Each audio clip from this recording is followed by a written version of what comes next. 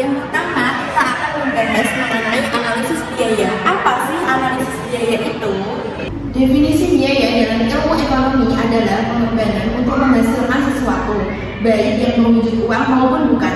Analisa biaya berhubungan antara biaya dengan kegiatan produksi.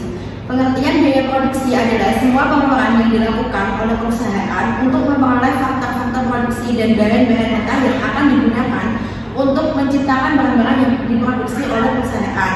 Dari beberapa definisi di atas bisa disimpulkan bahwa biaya adalah semua hal yang dikorbankan untuk menghasilkan output dalam jumlah tertentu sehingga menghasilkan keuntungan. Analisis yang fundamental dalam menerangkan analisa biaya adalah fungsi hubungan antara biaya produksi dengan tingkat output yang akan dicapai dalam satu periode. Faktor produksi adalah biaya yang dinilai dengan uang sehingga total biaya mencerminkan jumlah faktor produksi yang dikorbankan. Pembahasan yang biaya menggunakan dua asumsi, yaitu yang pertama, perusahaan bergerak pada dasar persaingan sempurna, harga output ditentukan oleh pasar. Yang kedua, faktor produksi yang digunakan adalah peran dan modal tenaga kerja. Dalam jangka pendek, hanya tenaga kerja yang bersifat variabel. Selanjutnya, kita akan membahas mengenai minimalisasi biaya untuk produksi dalam jumlah yang sama. Efisiensi produksi dilakukan dengan minimalisasi biaya produksi dalam jumlah yang sama, yaitu dengan membandingkan antara total cost sistem bunga dengan total cost bagi hasil. Total cost sistem bunga akan lebih tinggi daripada total cost bagi hasil. Jadi kita itu punya dua sumbu, yaitu sumbu X dan sumbu Y. Sumbu X adalah quantity of output atau jumlah produk, sedangkan sumbu Y adalah cost revenue profit atau biasa disebut dengan biaya. Lalu bagaimana sih untuk menentukan minimalisasi biaya untuk produksi dalam jumlah yang sama? Pertama, kita menentukan titik pada sumbu X yang menggambarkan tingkat produksi yang sama. Lalu, yang kedua adalah kita membuat garis vertikal sampai memotong TC dan TCI dari titik yang telah ditentukan. Lalu yang ketiga, kita membuat garis horizontal pada sumbu Y untuk masing-masing perpotongan antara garis vertikal TCI dan TCRS atau PS.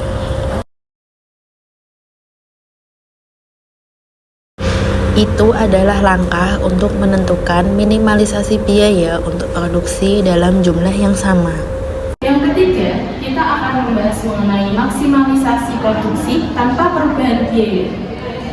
Maksimalisasi produksi tanpa perubahan biaya atau dengan kata lain disebut optimalisasi dengan menggunakan kurva total cost, yaitu membandingkan total cost sistem bunga dengan total cost sistem bagi hasil. Di sini dapat kita lihat analisa kurva total cost. Yang harus kita lakukan pertama kali adalah kita dapat menentukan titik pada sumbu Y yang berada di atas garis FCI. Kemudian kita dapat membuat garis horizontal sampai memotong TC dan TCI. Dan kita dapatkan dua titik perpotongan. Selanjutnya kita dapat membuat garis vertikal ke bawah sumbu X untuk masing-masing perpotongan. Di sini merupakan hasil dari jumlah produksi menggunakan sistem bunga, dan sebelah kanan merupakan hasil dari jumlah produksi menggunakan sistem bagi hasil. Di sini dapat kita lihat jumlah efisiensi jumlah produksi menggunakan sistem bagi hasil lebih besar daripada jumlah efisiensi menggunakan sistem bunga. Jadi kurva ini menunjukkan bahwa produksi dengan sistem bagi hasil lebih efisien dibandingkan menggunakan sistem bunga. Yang selanjutnya yaitu posisi laba secara islami. Kedudukan laba dalam Islam mengutamakan asas keadilan dan etika dalam bertransaksi.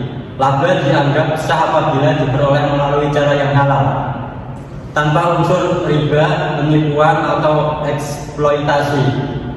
Laba diakui apabila terdapat aset asli untuk diperdagangkan dan tidak terlibat dalam transaksi yang haram. Islam tidak menetapkan batasan tertentu terhadap laba, tetapi menekankan pentingnya transparansi dan kerelaan bersama dalam setiap transaksi.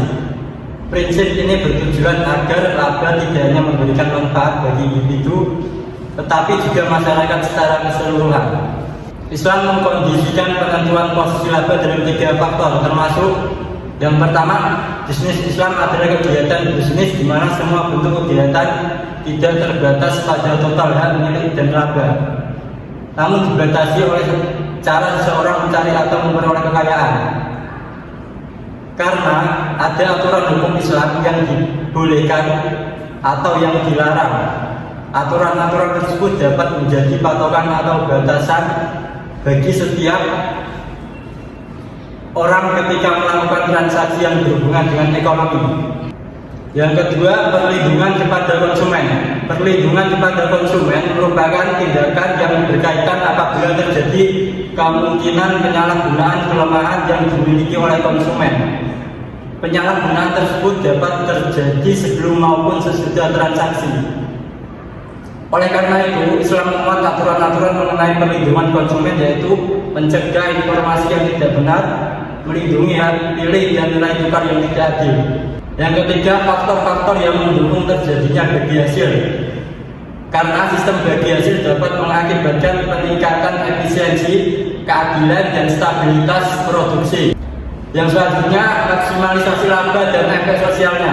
Dalam kondisi persaingan monopolistik, maksimalisasi laba dapat mengarah pada sistem Islam yang bertujuan memberikan harga komoditas terendah, volume hasil lebih besar, dan laba bersih lebih besar dibandingkan dengan model perusahaan sekunder.